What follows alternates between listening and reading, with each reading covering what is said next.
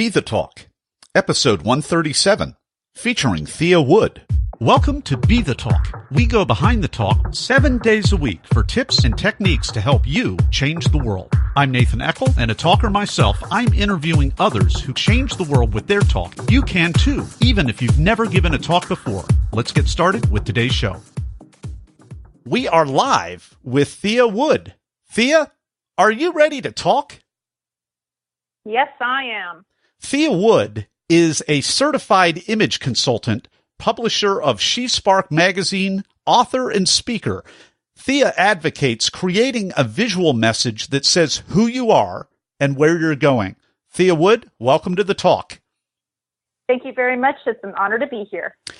I am really looking forward to our interview today because your talk is called What is Your Style Profile? And we were joking around a few minutes ago because I am probably the number one person on the planet, as you can see in my black Steve Jobs overused black uniform that I wear every day. I don't have a style profile. I just wear black. So please, Thea, help me out. Take us behind the talk. Take you behind the talk. Okay, well, it's interesting because I didn't seek out the TEDx talk, which happened at UT Austin. I was talking to my web developer who had mentioned it in our conversation, and so I immediately jumped online and saw that the deadline to submit ideas was the following day. So I hopped online. I said, oh, I know what I would love to talk about. This is on my bucket list. Let's do this. And lo and behold, after going through there were about 3 rounds that I went through of layering in the process of who they selected at the end. And lo and behold, I ended up being on the selection list of, I think we had 14 people. And it was interesting to see how each time they got back to me, would ask me a different set of questions, more outline information, so on and so forth. It was much more detailed than I had expected as far as what the content was concerned. So the style profile talk, take us behind that talk and just summarize that for us so that we have an overview of the style profile. What is your style profile? Of course. Yeah. So a style profile is basically what visual message you have created for people to interpret. For example, we have 3 main areas that we look at in creating your style profile, which is your wardrobe, your grooming, and your body language. And the choices that you make and how you behave in these 3 areas create what is called your style profile. And I'm very much an advocate of creating an intentional style profile, because if we kind of don't think about how we're looking in front of our audience, whoever it may be, then it leaves a lot of room for misinterpretation of who you are and where you're going, as I like to say. And when that happens, you have what's called a wrong or bad first impression. And it only takes about 2 seconds for a first impression to be formed. We're really, really good at it. So unfortunately, it takes 5 subsequent meetings to undo a bad first impression. Oh my! So I'm thinking about the ramifications of that. If you're going into a sales meeting or some kind of prospective client meeting, you're telling us if our body language, our grooming, and our wardrobe are not congruent with who we are, or perhaps maybe even the type of product or service that we're offering. That's my inference there. It would take 5 more meetings to undo a negative, incongruent impression, which of course you wouldn't get in business. You would never get even 1 or 2 of those meetings. How right am I or off am I on that? Absolutely. You're 100% correct on that. Your first impression, that's it. And the fact that all these studies show over and over again that people will hold on to that first impression means that especially if you have very particular goals you want to reach, this nonverbal way of communicating is the best and most accurate for you to start off with, even before you talk. even before you talk. So if what you're showing them visually is in line with what you're saying, we actually build trust in a relationship because people are getting what you're setting them up to receive. And when they don't get what they think they're getting in that first impression, then you start to have a breakdown in the relationship or the mutually objective goals. Now, the other thing is that what you set up for your first impression can also keep people at bay. And that might be a good thing. Maybe you say, I don't want to deal with people who don't have the same values as me, because your values can be a part of how you dress or how you look. Well, we certainly see that with, if I'm, and I'm going to just throw a stereotype out there, but maybe I'm a barista or I work at the local tattoo parlor and I've got some piercings and I've got, plugs in my ears or whatever. That's going to, distance me perhaps from all but the most open-minded people out there who would like to engage with me. Appearance matters. Yes, appearance matters. And we're all kind of looking for our tribes, right? We tend to gravitate toward people who we think are open and inviting to what we value or have experienced and feel comfortable around. And so those things need to be thought of, especially in a professional setting, when we're putting together, who we are and what we're doing. And I will say, Nathan, that I have too many people who come in that are trying to create a style or their style profile, and it doesn't feel comfortable for them. And then we have to ask the question, well, wait a minute, are your objectives in line with who you are? Are you really trying, are you in the right career path? Are you selling the right product that you believe in and you feel is comfortable with you? Because if there's that disconnect, again, people will feel it. So this is ironic because you're talking to a podcaster who loves to wear the color black, and that's basically what I wear. So it almost sounds like you're endorsing my what other family members would say is a lack of style profile on my part, which would be the most flattering thing. But give it to me straight. Well, it sounds like you're saying I'm more congruent than I think I am. You're certainly being consistent, and consistency is very important. And that could be your signature style. Look at Steve Jobs. I mean, he wore a black turtleneck all the time, and that became his signature. Now, did Steve Jobs wear a black turtleneck to a black tie event or a cocktail party? Or there may be variations that you take based on your situation and what's expected. And that needs to be taken into consideration as well. How do I keep my style profile, but still be in line with what the situation calls for? Sure. Well, and I just think Talk Universe, this is absolutely huge information that we're getting from Thea Wood, because it's beyond branding, it's beyond personal branding, it's beyond sales or marketing. It really has such a wide implication, whether you are a college student looking for an internship and want to have the most options available for you, or if you are a consultant, or if you're a podcaster, or if you are any number of really whatever your role is. You could be, heck, I'm just thinking of one of my childhood heroes from the 80s who would be, of course, none other than Mr. T. And, at that point, he had the gold chains and he had the sleeveless vest with the chest and the muscles and all of that. He had a signature style profile, and he was known for that. Right. Yeah.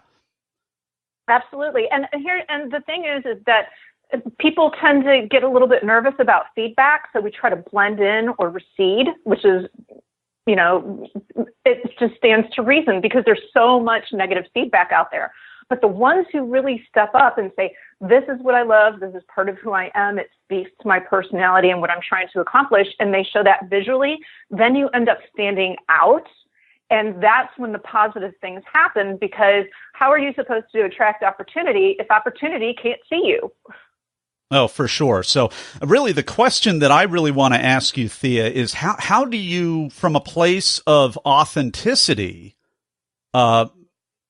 create or realize, I guess is maybe a better word, realize what your true style is, not just from a wardrobe perspective, not just from a grooming perspective, but also, the body language perspective. I'm a little bit Italian, so my hands are going all the time. I would imagine that it really would be easier to grow that out of some of our natural traits rather than trying to lock it down and be like some idea of what we think other people would expect us to be. Is that making sense? Are you following that? What would you say? I do follow that. The first thing that I say is, as a certified image consultant, is talk to a professional. Ask them, say, can we talk about what my goals are, my values, my personality? How can I bring this all together in a way that makes sense with my body architecture? Because we also have to consider what our physical presence is and how to enhance what we want to enhance, how to minimize what we want to minimize. And something that people forget is that we tend to look at our flaws as something that we have to overcome or change, or I should say perceived flaws as something that's bad, that we have to change or get rid of. And sometimes what we may think of as a flaw is actually one of our best assets. And how can we turn that into an asset so that we don't have to try to be somebody that we're not? Like, it might be somebody who's extremely direct. Okay, well, there are plenty of professions out there or people who appreciate extremely direct. Let's embrace that, and let's embrace that with how we present ourselves. If you're very detail oriented, that should and will present itself in how you dress and how you groom. If you show up to a job interview and you say you're detail oriented and your buttons are done wrong and you're a little wrinkled and your nail polish is coming off, that does not say I am detail oriented. Does that make sense? I don't want to answer that because I might incriminate myself. So I'm going to plead the fifth on that one, Thea. You're hitting this a little close to home today. Well, and this hits home for everybody. Let's talk about the dating scene now. Everybody's online dating, and what are we judging people on? We're judging people by looking about 2, maybe 3 seconds at a profile photo and then swiping left or swiping right. Powerful. I mean, that's a perfect example of how this happens every single day in our life, including how we're trying to find a mate. Well, Thea is hitting us where it hurts a little bit today, but it's a good hurt, and we mean well, and we're gonna get you congruent Talk Universe with your style profile today. Thea Wood is a certified image consultant, and her talk was called "What is Your Style Profile?" In just a moment, we're going to be back with Thea, and we're going to pivot over to the Blitz round. People ask, how could I start a 7-day-a-week podcast? It's because of what I've learned from my mentors. Some of the best mentors in history aren't around anymore. They've left hours of one-on-one mentoring behind in their books. Each month at Classics on Tap, I record a new chapter from a classic business book to help you make a difference. Download your first chapter at classicsontap.com. And we're back with the Blitz round with Thea Wood. Are you ready, Thea? I am ready. So I'm going to ask you a series of either-or questions related to the preparation and the performance of your talk. Here's the first question. Were you selected to speak, or did you apply? And I think you told us the backstory of this, so pardon me, and let's review that. Were you selected, or did you apply?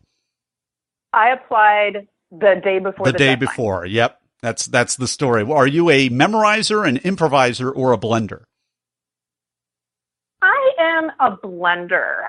In fact, having to write a script and really be extremely concise was out of my comfort zone and a really good experience. How did that work for you? What proportion of memorizing versus improvising would you say you were? I would say I was about 95% scripted for that, just because we have such a very specific amount of time to cover. And I'm telling you, Nathan, I can go for a long time on this subject. So I have to really reel myself in. I'm used to doing 30 to 45 minute presentations with people. And so to have to squeeze it into less than 18 minutes is, it was a new challenge, and one that I accepted. But it was funny because as I was going through this and thinking, please don't screw up, please don't, keep on track, say what you need to say, I was thinking about the Olympic athletes, because it was during the Winter Olympics this year in January, and how those athletes must practice that one routine, like an ice skating, for instance, 500 times, and yet there's still a mistake. And so it gives you profound respect for people who are in these situations, because the pressure is really on for something like that, where you're actually representing your country. Now, that's a great analogy, Thea, ice skating in the Olympics. Now, speaking of the pressure, did you have nerves, or were you in the zone, or neither, or both?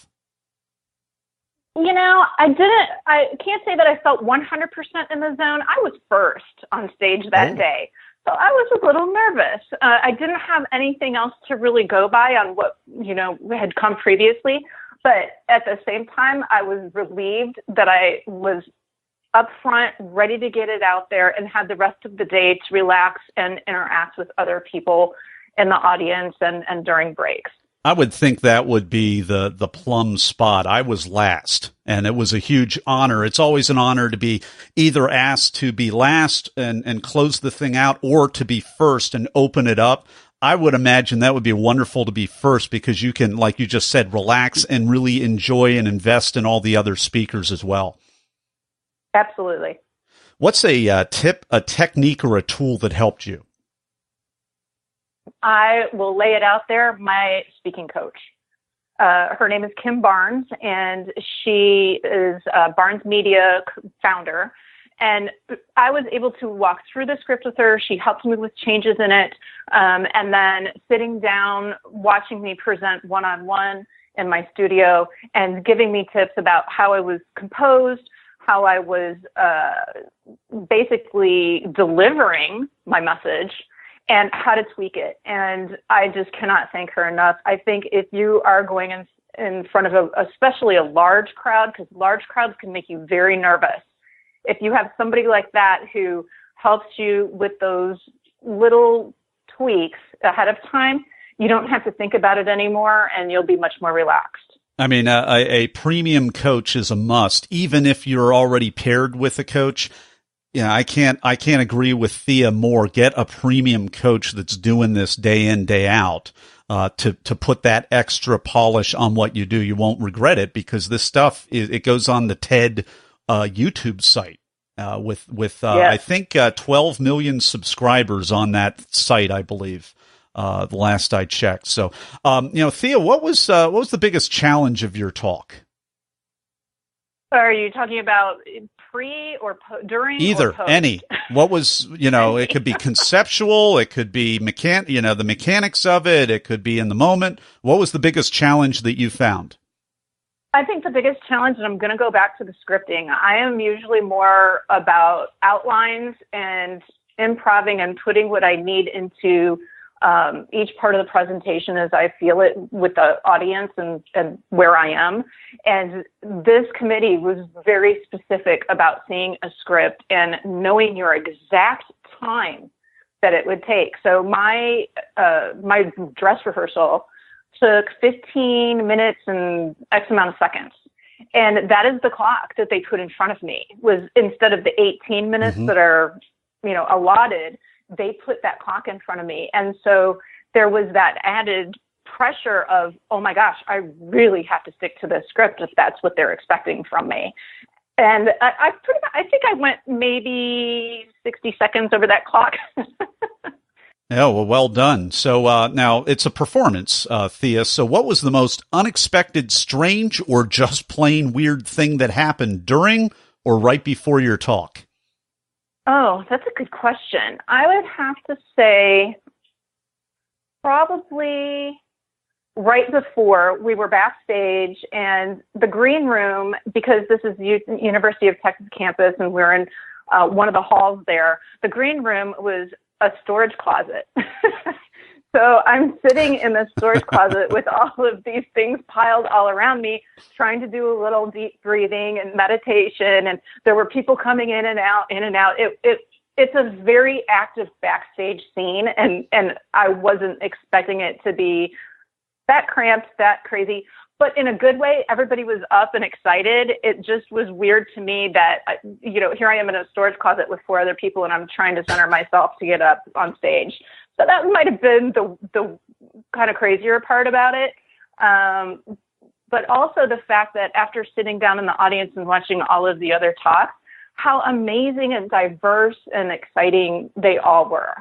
That was a big surprise and cool thing for me.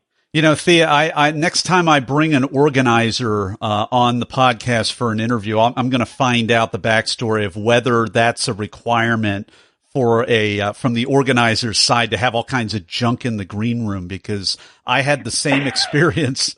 I'm sitting back there. I'm looking around. It reminds me of Kermit the Frog and backstage in the old Muppet Show. It looked like exactly. It reminded me. I thought I was about to go on stage with John Denver and Kermit the Frog and Fozzie on the Muppet Show or something. All kinds of junk hanging around backstage. Hey, and we all see, backstage of, all these talk shows at night. They'll go into the green room and make fun and laugh with people in the green room, and especially Ellen, she does it a lot. And you think that all these green rooms are going to have a couch and, someplace to sit and so on and so forth. And I'm here to tell everybody that is definitely not the case most of the time. In a moment, we're going to be right back with Thea Wood for the final word of advice. But before we do Talk Universe, I want to let you know where we can go to be able to check out her amazing talk. What is your style profile? You can go to our show notes page at BeTheTalk.com. You can click on that. You'll watch the talk. You can also click on her website. One of them is TheaWood.com, THEA Wood.com. The other is SheSpark.com, SheSpark.com. I believe that's for the magazine. And actually, we are back with Thea Wood with the final word of advice in just one moment. Everyone wants to change the world, but not everyone knows the first step. Before you can change the world with your talk, it has to be selected. So grab the templates, timelines, and tools that I use to get my talk selected at BeTheTalk.com. And we're back with Thea Wood for the final word of advice. I would say final word of advice is whatever topic that you are choosing to speak upon and really dig into, make sure that you have researched it and know every in and out, even things that are not going to be in the stage talk. And the reason why I say that is because it will help you flow better if you really believe in and understand every nuance of the topic that you're talking about. And also because you'll be surprised at how many people are going to come up to you after the talk and ask questions that were not covered. And it's really great to be able to say, yes, of course, I can answer that for you, and chat with them and invite them to, the next level of interaction. I think that's really, really important. And it just verifies that indeed you are the expert in your field. Thea Wood, thanks so much for coming on the talk today and sharing your wisdom with Talk Universe. Thank you so much for having me, Nathan. It was a great time. I really appreciate it. Thanks for listening to Be The Talk. For tips and resources to help you change the world, go to BeTheTalk.com. See you tomorrow.